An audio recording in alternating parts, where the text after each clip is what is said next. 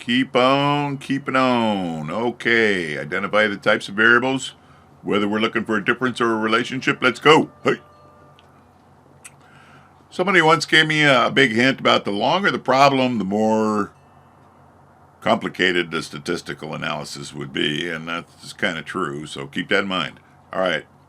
A human resource manager wants to see if training program would significantly decrease the number of sexual harassment complaints. That looks like a variable to me, the number of sexual harassment complaints. Okay, so she records the number of the complaints in the month of July.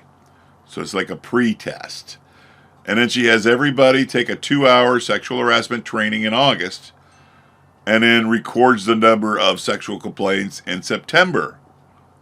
And then again in November. So there was 3 measurements of sexual harassments, right? That's what she's doing. She's counting the number of sexual harassments in July before the training, and in September right after the training, and then again in November. 1, 2, 3. So it's 3 measurements of sexual harassment complaints.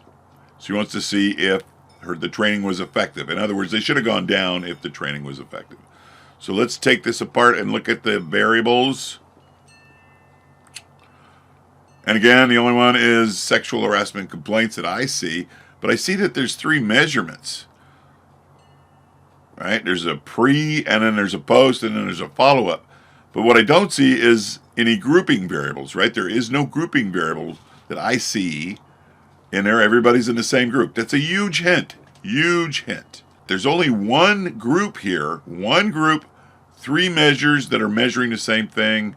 So let's think about that. And sexual harassment complaints is a continuous variable, right? So let us think. One group, big hint. 3 measures that are all the same, what we might want to refer to as repeated measures. All right, enough teasing.